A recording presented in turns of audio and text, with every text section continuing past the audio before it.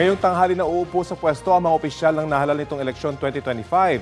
Ano nga ba ang hinihiling sa kanila ngayong manilibihan na sila sa taong bayan? Narito ang aking report. Opisyal lang uupo ang mga nahalal sa 2025 midterm elections. Simula ng 3 taong paninilbihan, maliban sa 12 senador na uupo ng 6 na taon. Ayon sa UP National College of Public Administration and Governance o NCPAG, mayorya ng mga nahalal sa mga LGU, mga dati nang nakaupo sa pwesto. Kaya naroon pa rin daw ang pananaw na halos parang walang nagbago. Ang kaibahan lang daw sa katatapos na eleksyon, nagpakita ng lakas sa mga kabataan at nakita ang resulta nito sa senatorial race. The 31% youth vote parang spelled the difference, no? May pag-asa pala tayo na kasi surprise yun diba?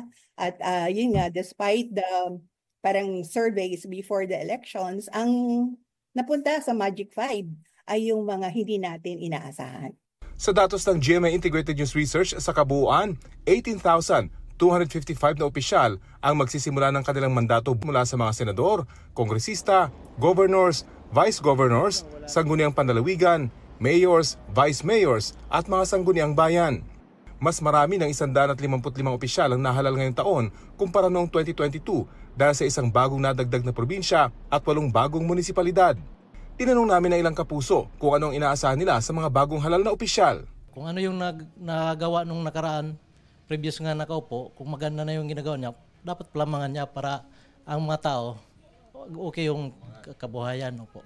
Gawin nila yung best nila, tsaka yung sa plataforma nila yung magagandang mga plano nila gawin nila ngayong tuparin nila ngayon. Huwag puro pangako kasi pag sa kampanya malakas sila, pinapasok nila lahat ng iskinita. Pero pag nanalo na, hindi nila mabisita kung sino yung nasa laylayan ng lipunan. Inaasahan ko sana magkaroon ng trabaho yung mga nahihirapan makahanap ng trabaho. Lalo na yung mga katulad ko na 21 years old, gano'n. Tsaka yung rin po, yung pagbaba ng presyo ng bilihin. Ang laging napapansin ko, ang ginagawa lagi maayos na kalsada.